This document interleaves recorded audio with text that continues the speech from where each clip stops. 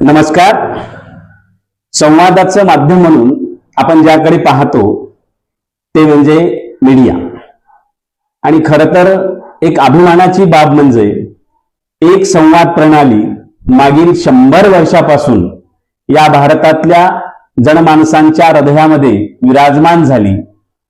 असंख्य मीडिया आल्या, असंख्य प्रायव्हेट चॅनल पण आले, पण आजही सामान्य लोकांच्या मनावर अधिराज्य गाजवणारी आकाशवाणी चिरंतर आपल्या मनामध्ये प्रेरणादायी स्रोत म्हणून, माहितीचा भांडार म्हणून आज आपण त्याकडे पाहतो.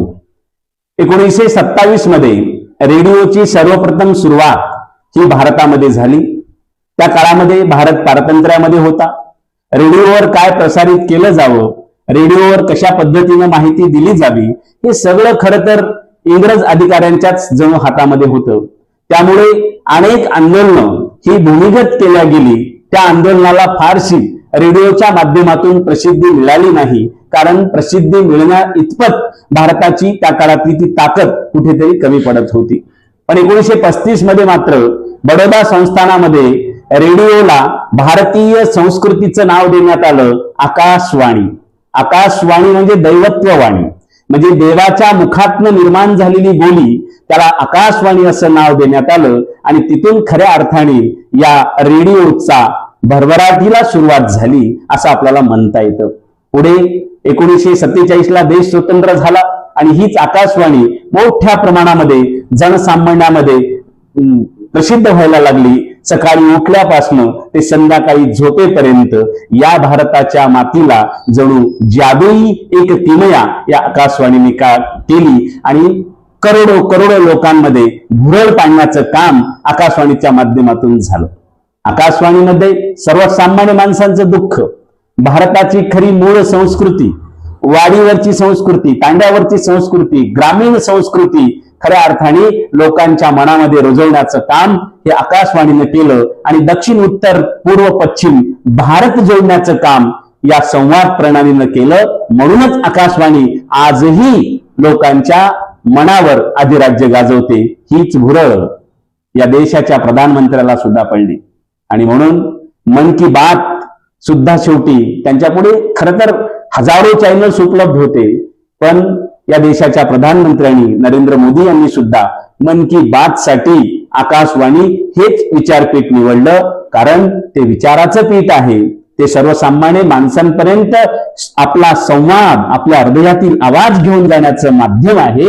हे आकाशवाणीनं वारंवार सिद्ध केलं. आज त्याच आकाशवाणीचा संपूर्ण भारतवर्ष हा शताब्दी साजरा करतो आहे.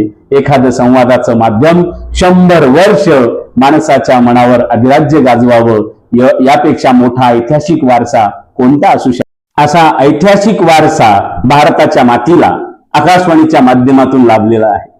ब्रीदवाक्य आकाशवाणीचं बहुजन हिताय बहुजन सुखाय, म्हणजे या भारतातला वंचित असेल, पीडित असेल, स्त्री असेल, पुरुष असेल, गरीब असेल, श्रीमंत असेल, कुठल्याही अवस्थेतला हा या भारतीय माणूस असेल, त्याचं हित झालं पाहिजे. आणि त्या हितासाठी जे जे आवश्यक आहे ते चांगली कार्यक्रम, संगीतमय कार्यक्रम, प्रबोधनाची कार्यक्रम, सर्वसामान्य लोकांचं हक्काचं व्यासपीठ म्हणून आज आकाशवाणीकडे पाहिलं जातं. अगदी नवोदित एखादा कवी असतो, आकाशवाणीच्या माध्यमातून आपल्या कविता साजरा करतो. नवोदित एखादा व्याख्याता असतो, एखादा लेखक असतो, एखादा प्रवचनकार असतो, आकाशवाणीच्या माध्यमातून आपली कला सादर करतो. आणि लोकांचं मनोरंजन करतच त्यांचं प्रबोधन करण्याचं काम आकाशवाणीच्या माध्यमातून झालेलं आहे.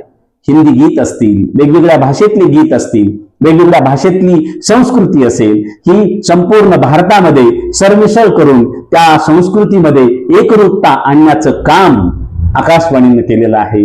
म्हणून ही आकाशवाणी 100 वर्षेच नव्हे, जोपर्यंत या भारताचा तिरंगा खऱ्या अर्थाने अत्यंत मानाने डोलत असेल, तोपर्यंत आकाशवाणी नावाचं हे संवाद प्रणालीचं प्रभावी माध्यम भारतामध्ये अत्यंत प्रभावीपणे सुरू असेल.